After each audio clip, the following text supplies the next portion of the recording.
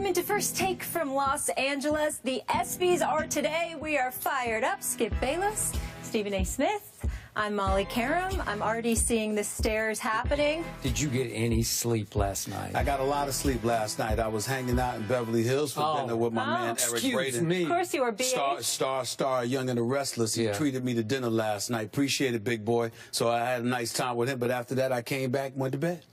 I actually watched the baseball game. Yeah. Okay. Good morning, guys. Good for you. Good for you.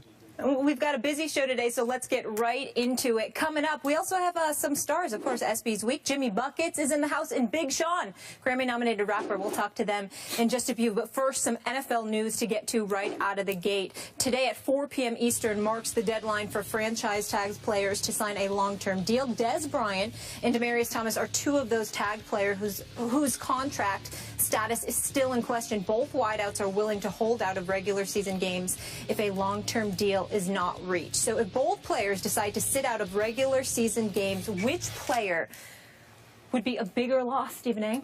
As shocking as this may be for people to hear from me, I'm going to say the loss of Demaryius Thomas would be a bigger loss than Dez Bryant. I am shocked by that. But let me explain myself. Dez Bryant is a big-time talent. You know that I know that. You know that I know how much he saves the day for Tony Romo, at least when DeMarco Murray wasn't being ran into the ground with 392 carries, and then an additional 57 receptions, for about 450 touches last season. Numbers. Okay? But we understand that. But here's where things get very, very interesting, and this is why I say Demaryius Thomas is a tremendous loss and would be a bigger loss than Dez Bryant.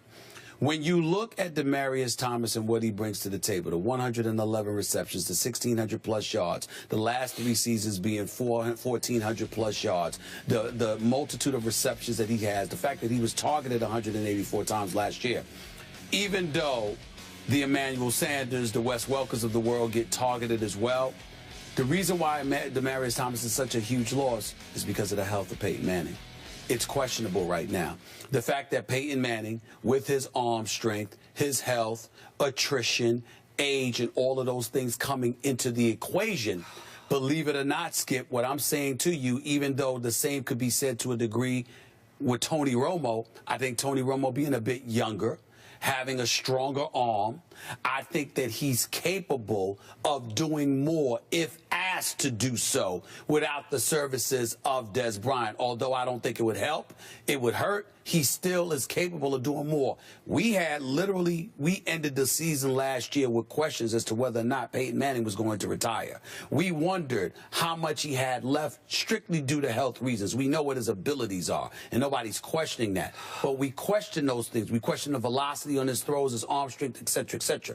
I think losing Demaryius Thomas exposes Wes Welker even more, okay? Guys like him and Emmanuel Sanders to a lesser degree. I believe in Emmanuel Sanders, but I still believe having Demaryius Thomas on the other side helps him tremendously. Without Demaryius Thomas, I think the Denver Broncos are hurt across the board because you're forced to rely more on Peyton Manning, and health-wise because of age and attrition. I don't know if we could do that. Okay, now you have slipped out the back door of our original argument by turning it into a Peyton versus Romo argument on the health score, right? I mean, to some degree, the fact is that no matter how great a receiver is, if you don't have a quarterback that can get you the football, what does it matter? So to me, it's part and parcel. It comes together. But I have to deal with this question as if Peyton, even at age 39, will be healthy and that Tony Romo will be healthy. Well, go ahead and do that. You have the freedom to do that. Okay, I'm going to take the freedom to do that because to me, this isn't even close.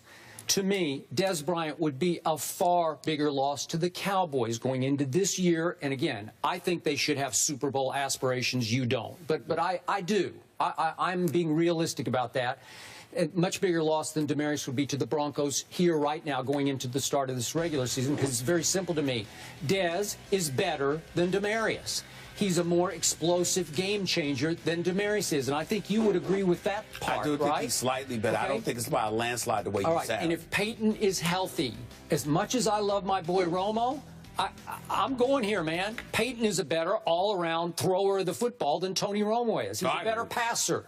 He's a better general. He's a better field master than Tony Romo is. So I'm going to trust a Peyton who, by the way, has a #2 receiver, guy we've had on the show a number of times, Emmanuel Sanders, who made the Pro Bowl last year. 1,400 yards. Yeah. His numbers are beyond Dez, even though Dez is obviously better than Emmanuel is. But when you catch 101 for 1,404 and you make the Pro Bowl, and that's your #2 option, I'm going on Peyton's side on this one because my #2 wide receiver, I know there's a Jason Witten and I know there's a Cole Beasley, and I love them both. But if we're talking wide receiver options, Terrence Williams is not Emmanuel Sanders. Would you agree with that? I agree with that. Terrence Williams had about a third of what Emmanuel did in yards, I mean in overall catches, and about half the yards. Well, so wouldn't you think that's big advantage to Peyton Manning to be able to throw to Emmanuel Sanders versus Terrence Williams,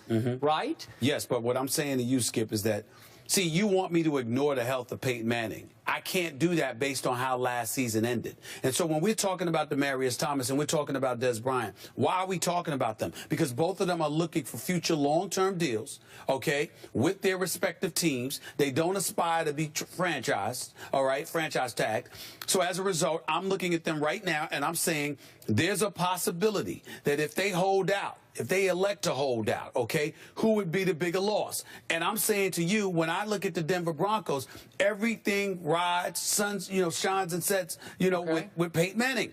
Peyton Manning threw the ball almost 600 times last year. Tony Romo didn't even throw it 450 times last year. So when you give me those numbers, I'm saying to you, in terms of volume, of course Emmanuel Sanders may have better numbers than others. Of course Demaryius Thomas may have better numbers because Peyton Manning is throwing the football significantly more than Tony Romo had to because of DeMarco Murray's presence. But in the end, I'm looking at a guy like Demaryius Thomas, and I'm telling you, he has the abilities that he has. But more importantly, without him, you're asking Peyton Manning to potentially do more because we've seen Wes Welker's game. We've seen Julius Thomas and how sporadic he can get. We like Emmanuel Sanders, but Pittsburgh didn't really mind letting him go because they had Antonio Brown. So in other words, even though he's gifted, there may be perceived limitations to his game. We know there's limitations to Wes Welker's game. Julius Thomas needs to step up and be more consistent. Without Demaryius, he's gone. Yeah, he's gone. I'm sorry, I forgot about that. You're right. But what I'm saying to you is that considering all of that, I'm looking at Peyton Manning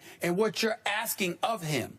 And I'm saying, look, I don't know how much you can pull that off without Demaryius Thomas. As great as Peyton Manning is, there were questions as to whether or not this brother would consider retiring. Okay. I don't have any questions. I still think he will have a great year this coming year if he doesn't get hurt. But my boy Romo is one hit away from a third back surgery that could end his career. And what about Peyton Manning? Well, I'm just saying, but I'm having to go with both of them being healthy to do this argument. Because Peyton Manning, watch what he'll do with Virgil Green, now the replacement for Julius Thomas. Watch him turn him into a star. Watch him turn into some no-name guys into stars down that roster. Some Jacob Tammey, he's not there anymore, but Blair White back in the Indy days. He always finds some guy that we've never heard of and turns him into a shockingly effective NFL receiver.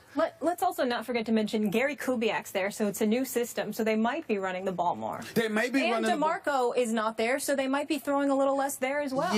Yeah, but see, here's the thing. DeMarco's not there, so Dallas, I assume, will be running the ball more. I mean, throwing the ball more. You've got a situation where Gary Kubiak's there. He's going to be running the ball more. I think the Dallas Cowboys will be throwing the football more. And I'm thinking about it. Listen, you talk about Terrence Williams, you talk about Cole Beasley, you talk about cats like this. Clearly, Dez Bryant seems to be more important to the Dallas Cowboys. But I think you're going to see Denver in a mode where they possibly are trying to protect Peyton Manning, which brings questions in my mind about Peyton Manning, which affects, to me, questions you wouldn't have as much if Demaryius Thomas is there. 2 more points. You mentioned this in your earlier argument, but when Tony Romo gets in trouble, as he did against the Houston Texans, remember that game at Jerry World last year? He just throws jump ball bombs up for Dez Bryant. Demaryius can't do that. And no disrespect to Demaryius, but he can't do that. When Tony Romo has any doubt in the red zone, what does he do? He throws a fade to Dez, because Dez is so much more physical than even Demaryius is. He can shield off the defender and make it look like child's play, like candy from babies. There's no debate in our minds. I totally agree that Dez Bryant, I believe, is better than Demaryius Thomas. But you do have Jason Witten, who's been a reliable target for Tony Romo for years. But do you realize what a lightning rod leader that Dez Bryant has matured into for the Dallas Cowboys? He's become the driving force of this football team. That's fair. This is why Michael Irvin said yesterday, this is an 8-8 football team without Dez Bryant. He's talking on the field, in the locker room, in the huddle. This team has come to feed off Dez's rage to win, off his passion, his emotion for just playing the game of football that he loves so much. In fairness to you, I wasn't thinking about that at all, because you're 1,000% right on that point. I totally agree with that. But I'm thinking along the lines of what Demaryius Thomas's absence would expose about the Denver Broncos without him. And that's what I'm thinking about. When you talk about Dez Bryant and the leadership, that's a valid point. But when you talk about their play on the field, whether it's the potpourri of running backs that they have at the disposal, the guys that they rely on, a Williams, a Beasley now, a Jason Witten now, of course Dez Bryant would be a loss to some degree, but I'm just of the mindset that when I think about Demaryius Thomas, combined with Peyton Manning's limitations, combined with everything that's been in flux in Denver, I think it would be a devastating loss for them. Now back to Molly's point. Do you realize over the second half of last year, as Peyton did get beat up, that turned into a running football team and a really good running team that had a running game that I thought was equal to the Dallas Cowboys offensive line running game, with DeMarco leading the league, because they found a C.J. Anderson, thank you God, who turned into a near star for them. He can ball. And speaking of ball, Monte Ball was hurt and it will be healthy and wants to win his job back. And there's a Juwan Thompson and there's a Ronnie Hillman. They are loaded at the running back position, and I still like what I got left at running back for my Dallas Cowboys, but I don't have DeMarco Murray. I don't believe that the Denver Broncos will consistently go about the business of running the football. Molly, you're right. I know that that's Gary Kubiak's intent. And listen, and Gary Kubiak has something to prove to me, because quite frankly, I didn't think he did that great of a job in Houston. Let's just call it what it is. Even though he did do a good job as a coordinator in Baltimore. He did a good job in Baltimore. He deserves a lot of credit, but he's a head coach again. So he has something to prove to me, because in Houston, I mean, my Lord, he relied on Matt Schaub for years. Okay, so I just look at it from that perspective, and I say, okay, yeah, you're going to have all of these running backs, but everybody can't be on that field. You know, whether it's going to be Monty Ball, whether it's going to be C.J. Anderson, whomever. In the end, what it comes down to is you're going to have somebody behind Peyton Manning, and I'm not sure how much Peyton Manning is going to be looking to run the football. Now, he got hurt. You know, that game against St. Louis, you know, he got popped silly pretty good, and he was never the same after that. Hopefully he'll recover. If that happens, I can't see them just handing the ball off to brothers and not letting Peyton Manning fling it, especially with Wes Welker and those boys back there and Emmanuel Sanders. I'm just of the mindset, you don't have Demaryius Thomas, it's going to expose the rest of those brothers. That's my thing. But you have a point about Dez Bryant that I didn't realize, I didn't think about, rather. Okay, what's your bottom line on this? By 4 o'clock today, either or both get done? One of them is going to get done. I don't think both of them are going to get franchise tagged. If that happens, if I'm the Players Association, I completely agree with their position. I'm investigating collusion, because there's no way on earth that talent like this, 2 of the top 5 receivers in football, both get franchise. You got to remember, you can not only franchise tag them this summer. If you want to, you can franchise tag them next summer. Now, the 3rd year you could franchise tag them, but obviously that's inconceivable, because you get like a 120% bump in salary. That's not going to happen. But when you consider the fact that teams have that level of control, that's going to be a bad sign. And if I'm the Players Association, I'm ready to rumble. If both of these brothers get franchised, something's wrong with that picture. Definitely collusion needs to be investigated. Okay, this is just a gut feeling guess on my part. I think Dez gets done today, and I think Demaryius does not get done. Interesting. The last franchise tag player to hold out, Walter Jones in 2002, and if they skip those regular season games, also skipping $750,000 paychecks. We'll find out today, as the guys mentioned. But up next, we go to the association. Jimmy Buckets is here. We can't wait to talk to him. Had a breakout season, led the Bulls in just about every category. Not bad. Not bad. I like the dapper look. Look at this. The shirt with the shoes. I see you. Yes. I don't want to get makeup on you. Nice to meet you. What's up, big time? Good to see you, baby.